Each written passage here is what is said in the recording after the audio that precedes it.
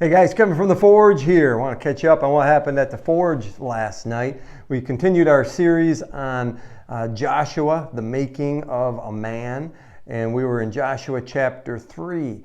And now in Joshua chapter 3, there are a couple things going on that I want to spend some time with, and one of them really connects with chapter 4, and it's centered around kind of the main events and what happens and how God wants to use those events in our life moving forward. And so I'm going to kind of put that together next week. And this week, what I shared last night and what I want to share with you this morning is kind of a real big picture view, a 30,000 foot view of what's happening in this chapter.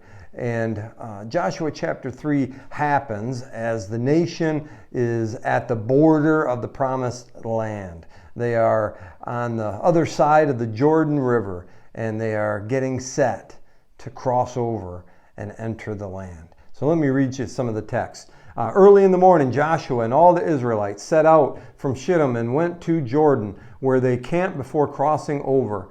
After 3 days, the officers went throughout the camp, giving orders to the people. When you see the Ark of the Covenant of the Lord your God and the priests who are Levites carrying it, you are to move out from your positions and follow it. That way, then you will know which way to go, since you've never been this way before. But keep a distance of about 1,000 yards between you and the Ark, and do not go near it. And so here they are. They're getting ready to cross the Jordan, and instructions are given that the ark is going to go first into the Jordan and that the people are going to follow. And so this is what's going to happen when all that goes down. It says in verse 13, and as soon as the priests who carry the ark of the Lord of all the earth, set foot in the Jordan, its waters flowing downstream will be cut off and stand up in a heap.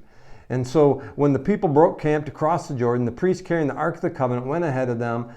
Now the Jordan is at flood stage all during the harvest, yet as soon as the priests who carried the Ark reached the Jordan and their feet touched the water's edge, the water from upstream stopped flowing. And this ought to sound really familiar to you because it's mimicking what happened at the Red Sea when God led the Israelites out of captivity and used Moses, and they parted the Red Sea, and what they do, they walk through on dry ground. And in this chapter, Joshua is being set up as the successor to Moses. And God actually states right here in Joshua chapter 3, back in verse 7, today I will begin to exalt you, talking to Joshua, in the eyes of Israel, so they may know that I am with you as I was with Moses. And so what he is doing is setting up the credibility of Joshua by doing the same sort of thing that he did through Moses. He's parting the water so that the people can enter through in safety.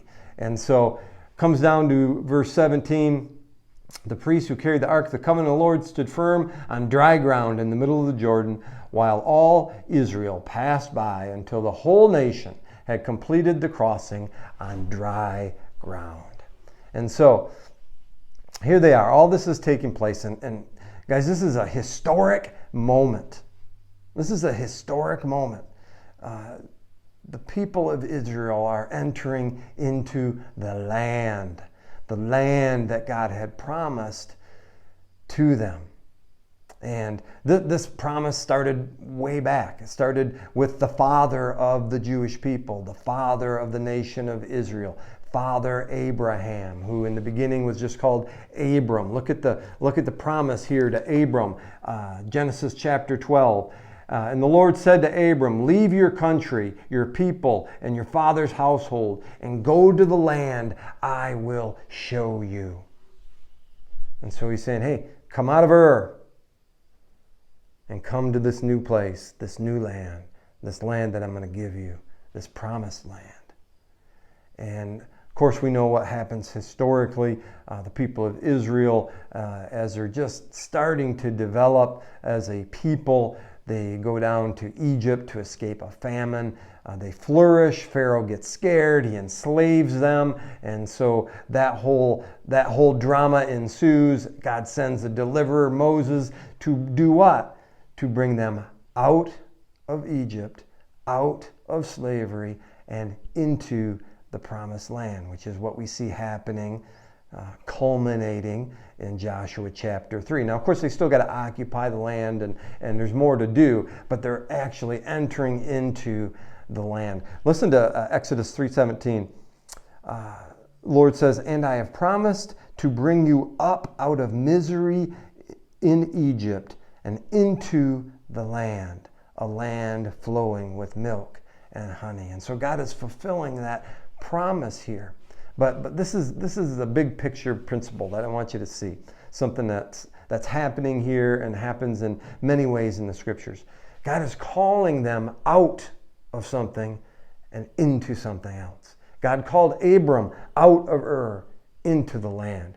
God called Israel out of Egypt into the land, out of misery and slavery, into this place of freedom and abundance.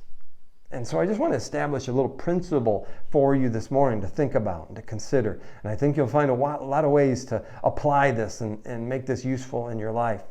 And the principle is this: when the Lord brings us out of something, He is also bringing us into something. Okay? When God brings us out of something, His intention isn't just to bring us out of it. It's to bring us into something else, something better. Okay? Think about it in regard to our salvation. Okay? God saves us through Jesus Christ. What's He save us from? We use that language, but do we think about what we're really communicating? God saves us. What does He save us from? Well, He saves us from death, saves us from hell, saves us from slavery to our sin. He saves us from these things. Okay? But He doesn't just save us out of those things. It's not just, our salvation is not just an escape from hell, an escape from misery, an escape from those things. He brings us out of those things to bring us into other things, beautiful things, wonderful things. He brings us out of death so that we can experience life. He brings us out of hell so that we have a future of heaven. God brings us out of slavery to sin into freedom, the joy of obedience.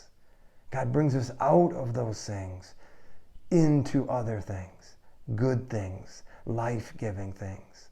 And so He doesn't just take us out of something and then just say, hey, good luck, figure it out from here. No, He has an intention in the bringing out. He has the intention to bring us into other good things. And so, are you living with that mindset? Or is your walk with God just a whole bunch of things to resist or to leave behind or get out of, to turn away from? Is your walk with God just a whole bunch of do nots?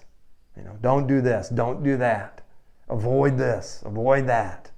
If that's your faith, you're missing out on the best part, because God isn't just bringing us out of those things. He's not just saying avoid those things. He's just not saying don't do those things. He's got a whole other pile of things over here. He's saying come to this. Come out of that stuff that's all death and come to all this that's all life. Are you embracing that? Think about it in terms of like the Ten Commandments. Think of a few of those. We think about those thou shalt nots, do nots.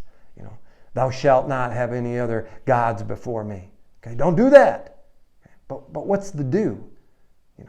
He wants us to come out of having other things before the Lord. What's He want us to come into?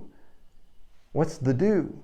The do is have the Lord as the great priority of your life. Letting Him lead you and direct you and shepherd you and show you the way. Like that's what He's calling you into. It's not just a negative. It's not just a do not do this. It's, oh, this is the better way. This is the good way. This is the way of life. Let the Lord be number one. Let the Lord lead you. Do not, commit adultery. Look at that one. It's not just, hey, don't do that. Don't get mixed up in sexual sin. Don't be sleeping with your girlfriend. Don't be, sleeping with someone that's not your wife. Don't be looking at pornography. Don't be doing all that. It's not just, hey, avoid all that stuff because I say it's bad. No, he's inviting us into something that's better. He's inviting us into a satisfying, fulfilling relationship of intimacy with our spouse that is to satisfy our soul, that is to develop and deepen our relationship and our commitment, our devotion to one another. That's the purpose of sex, one of them, beyond procreation. But it's to develop that intimacy, and God gives it in a manner that is joyful.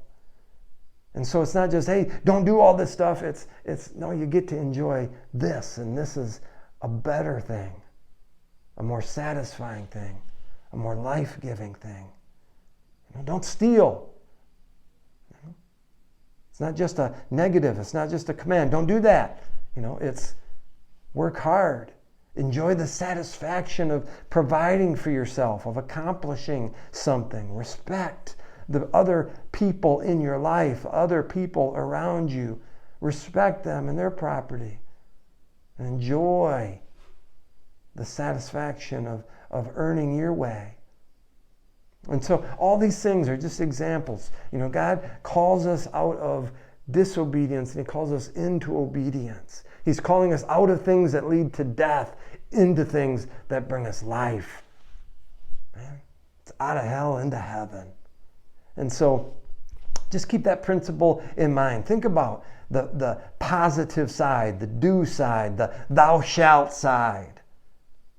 When God calls you out of something, he's calling you into something else. And it's better and it's life-giving. Have a great day, men.